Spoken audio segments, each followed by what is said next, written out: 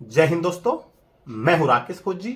दोस्तों, CRPF tradesman और technical पदों पे जो वैकेंसी पहले से आ रखी थी, फॉर्म भरने शुरू हो चुके हैं उनके मतलब काफी टाइम से, और 25 अप्रैल लास्ट डेट उसकी थी। लेकिन अब एक नोटिफिकेशन रिलीज हुआ जिसके अंदर जो भर्ती चल रही है इसके अंदर एज रिलैक्सेशन दिया गया 3 साल का सभी कैटेगरी को। वो आपने वीडियो देख लिया होगा और मेरे टेलीग्राम के ऊपर मैंने वो नोटिफिकेशन डाला था, वो भी आपने देख लिया होगा। और भी बहुत सारे यूट्यूबरों ने वीडियो डाला मेरे के अलावा, उसको भी देखा होगा आपने। तो अभी उसके जो एज रिलैक्सेशन का जो नोटिफिकेशन आया उसके साथ में आपकी जो भर्ती चल रही है इसके अंदर कुछ जो पद हैं वो बढ़ा दिए गए हैं। तो कौन कौन सी जो पोस्ट हैं जिनके ऊपर ये पद बढ़ाए गए हैं, कौन सी पोस्ट की कितनी वैकेंसी है और ये जो पोस्ट आई है इनका क्या काम होता है। ये जो पोस्ट कुछ ऐसी पोस्ट है जो बच्चों को मतलब नहीं पता कि सीआरपीएफ में ऐसी पोस्ट भी आती हैं, और कुछ को इसके संबंध में जानकारी भी होगी। तो आज के वीडियो में हम ये जो पोस्ट आई है इन्हीं पोस्ट के बारे में जानकारी, कौन सी पोस्ट का क्या काम होता है, इसमें फॉर्म भरने से आपको क्या फायदा रहेगा, इस टॉपिक पर चर्चा करेंगे। अगर आप चैनल पे पहली बार आए हैं, चैनल को कर ले सब्सक्राइब, वीडियो को अभी तक लाइक नहीं तो लाइक जरूर कर लेना। इसके अलावा अगर आप हमारे टेलीग्राम ग्रुप को ज्वाइन करना चाहते हैं, डिस्क्रिप्शन में लिंक है, टेलीग्राम ग्रुप भी आप ज्वाइन कर सकते हैं। तो दोस्तों, सीआरपीएफ के अंदर अभी जो टोटल 4 पदों पर वैकेंसी आई है, इसके अंदर जो पद हैं कांस्टेबल दफ्तरी है, पियोन है और फ्रास है और सफाई कर्मचारी है।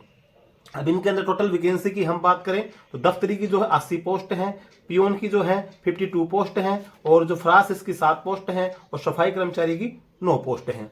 तो ये जो वैकेंसी आई है इसके अंदर अगर हम काम करें, जो पोस्ट जितनी पोस्ट हैं ये सभी जो CRPF head constable, ministerial, ASI, steno की जो पोस्ट हैं, एक प्रकार से मिनिस्ट्रियल डिपार्टमेंट है उनके साथ ही काम करते हैं। अब इनके अंदर अगर आप फॉर्म अप्लाई करते हैं, इनके अंदर आपका सिलेक्शन हो जाता है, तो सबसे जो बेस्ट जो इसके अंदर काम है वो ये है कि इन पोस्ट जो भी भर्ती होता है मैक्सिमम पॉसिबिलिटी रहती है कि उसकी जो पोस्टिंग होती है सीआरपीएफ के group centre, high authority office या फिर रैपिड एक्शन फोर्स में भी हो जाती है, या फिर कोबरा बटालियन में भी हो जाती है। इसके अलावा जो नॉर्मल जो आउट जो फील्ड बटालियन जो हैं, जैसे छत्तीसगढ़ में है, जेएंडके में है, जो एक्स्ट्रा से पीसफुल एरिया में है, इनके अंदर इनकी पोस्टिंग नहीं होती है। मतलब बहुत ही कम चांस रहता है कि इनकी पोस्टिंग होने का। ज्यादातर इनकी जो पोस्टिंग होती है वो ग्रुप सेंटर्स वगैरह के अंदर रहती है। तो ग्रुप सेंटर्स के अंदर पोस्टिंग रहने से आपको यही फायदा रहता है कि आपकी जो फैमिली लाइफ है, लाइफ टाइम बढ़िया सेटलमेंट हो जाती है, आपको लाइफ टाइम परिवार साथ रखने का मौका आपको इस पोस्ट से मिल जाता है। दूसरी बात इसकी, ये जो पोस्ट है, जो ट्रेड है, ये ऑफिशियल ट्रेड होती है। आपको 10 से 6 वर्क करना पड़ता है, चाहे पियोन से है, दफ्तरी है, फ्रास है,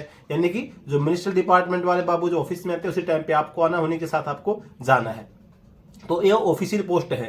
तो जैसे और नॉर्मल ट्रेड से जो वैकेंसी आ रखी है, जैसे कुक है, वाटर कैरियर है, वाशरमैन है, सफाई कर्मचारी है, ये आपकी जो बिगुलर वगैरह, माली, पेंटर, ड्राइवर, एमएमवी, कोई भी पोस्ट है वो इनकी तरह पोस्ट नहीं है कि जनरल ड्यूटी जैसे नॉर्मली आप सुबह 9:30 से 6 कर रहे हैं, या फिर 10 से 6 है, 9:30 से 5:30, और 8-9 घंटे की जनरल ड्यूटी होती है।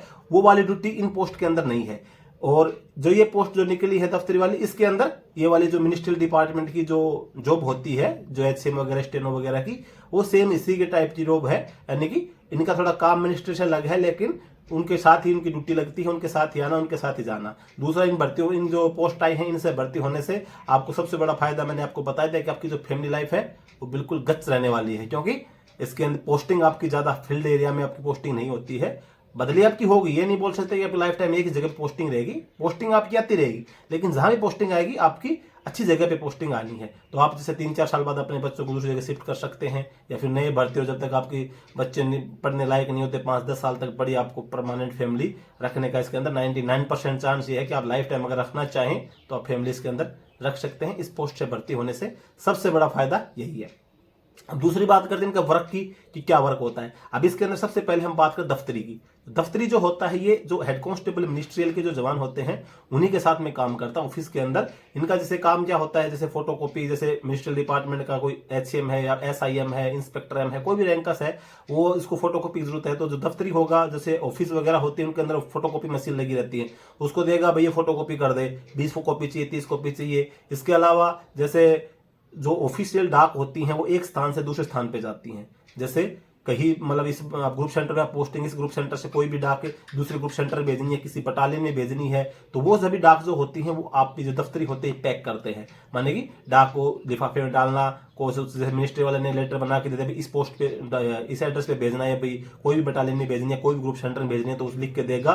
फिर आपका काम होगा, जैसे दफ्तरी जो होते हैं उसको पैक करते हैं, उस पर एड्रेस लिख के और उसके ऊपर जो अपना टिकट चिपका के और अपना पोस्ट ऑफिस भेजने के लिए रेडी कर देते हैं। तो इनका काम है अपना इसको रिकॉर्ड को मेंटेन करना। इसके अलावा जो डाक होती है जो अदर ऑफिस से आती है, जहाँ पे आपकी पोस्टिंग होती है, अदर ऑफिस से जो डाक आती हैं उनको मेंटेन काम करने का होता है, दफ्तरी का हो गया।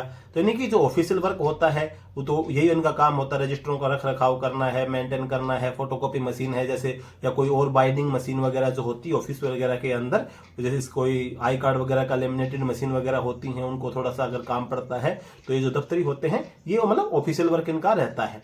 डाक डिस्पैच रिसिप्ट वाला मैंने बता दिया है। इनका पियोन जो होते हैं, पियोन का काम ये होता है कि जैसे ऑफिस को टाइम से खोल देना है। सीनियर जो अफसर होता है जैसे जहाँ पे आपकी पोस्टिंग होती है उसके ऑफिस को खोल देना है, उसकी जो डाक होती हैं वो वहां से उठा के जैसे साइन कर देता है, तो जिस डिपार्टमेंट से आई है मतलब जिस HCM ने या किसी भी रैंक के जवान ने उसके पास में भेजी साइन करने, उसके टेबल तक लाना, यानी कि डाक का आदान प्रदान करना हो गया, पियोन का काम हो गया। जब सभी चले जाते हैं तो ऑफिस वगैरह को क्लोज करने का जो टाइम हो गया। पियोन की एक प्रकार की जो ड्यूटी होती है सेम आपको पता ही है, लगभग वही ड्यूटी होती है, लेकिन इनका भी काम जो होता है ये भी HCM जो पोस्ट होती है इन्हीं के साथ होते हैं। फरास वाली जो पोस्ट है वो भी सेम इसी के साथ जो पियोन के साथ में है मिलती जुलती पोस्ट हो गई।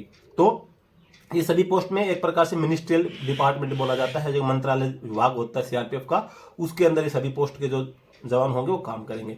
सफाई कर्मचारी जो होता है इसके अंदर, तो सफाई कर्मचारी जैसे एक तो नॉर्मल CRPF ट्रेड्समैन की वैकेंसी आ रही थी, वो सफाई कर्मचारी होगा। नॉर्मल जो जवानों के साथ जो सफाई कर्मचारी का काम करता है GD की बटालियन में, GD कंपनी में होता है वो होता है। एक CRPF पैरामेडिकल में सफाई कर्मचारी होता है। तो पैरामेडिकल का जो सफाई कर्मचारी होता है उसका मतलब जो हॉस्पिटल स्टाफ वगैरह का काम होता है उसका काम होता है, उसको मतलब हॉस्पिटल की साफ सफाई होगी, हॉस्पिटल के अंदर का काम होता है उसका हो जाता है। सेम जो हेड कांस्टेबल ये जो सफाई कर्मचारी जो मिनिस्ट्रियल सफाई कर्मचारी होता है इसका काम होता है जो मेन ऑफिस जो होती है वगैरह पे, जहाँ पे HCM वगैरह जो भी ASI स्टेनो ASIM जो मिनिस्ट्रियल डिपार्टमेंट के जो काम करते कार्मिक काम करते हैं वहां पे साफ सफाई का जो काम होता है वो ये जो सफाई कर्मचारी से भर्ती होता है इसका काम होता है। इसके जो ऑफिशियल की साफ सफाई एक प्रकार से होगा कि ऑफिस के अंदर का जो भी एरिया होगा उसको इसका काम देखना होता है, साफ सफाई का है, टेबल का है, चाहिए वो झाड़ू निकालना है, वहाँ का फर्श पे पोछा वोछा लगाना है, ये जो सभी काम होगा ये जो कांस्टेबल सफाई कर्मचारी जो मिनिस्टर डिपार्टमेंट से भर्ती होगा इसका काम होगा।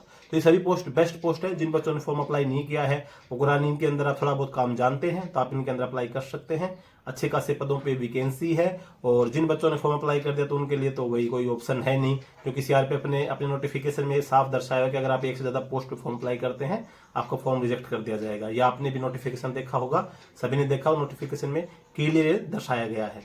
तो जिन बच्चों ने नहीं भरा है उनके लिए अगर आप इच्छुक हैं कि इन पोस्ट के ऊपर आप फॉर्म भरना चाहते हैं तो आपके लिए बेस्ट पोस्ट है, आप इनके अंदर फॉर्म भर सकते हैं। तो जहां तक मेरा विचार है जो पोस्ट आई थी आपकी जो दफ्तरी है, पियोन है, फरास है और ये सफाई कर्मचारी मिनिस्ट्री डिपार्टमेंट का है, इन सभी पोस्ट के बारे में आपको वीडियो के माध्यम से डिटेल में जानकारी मिल गई है। अगर आपको फिर भी चाहिए तो हर पोस्ट की अलग अलग जानकारी चाहिए आप एक बार कमेंट करके जरूर बताएं, तो मैं हर पोस्ट की अलग अलग वो सैलरी, प्रमोशन, पूरा वर्क क्या होता है, कितना घंटा ड्यूटी, पूरी डिटेल आपके सामने एक डिटेल वीडियो में इसके संबंध में हर पोस्ट का अलग अलग बना दूंगा। एक वीडियो मैंने सब लगभग सारी पोस्टों को कवर कर दिया है। और वीडियो अगर आपको अच्छा लगा लाइक कर लेना, चैनल पे पहली बार है सब्सक्राइब जरूर कर लेना। आज के वीडियो में दोस्तों बस यही जानकारी थी। जय हिंद।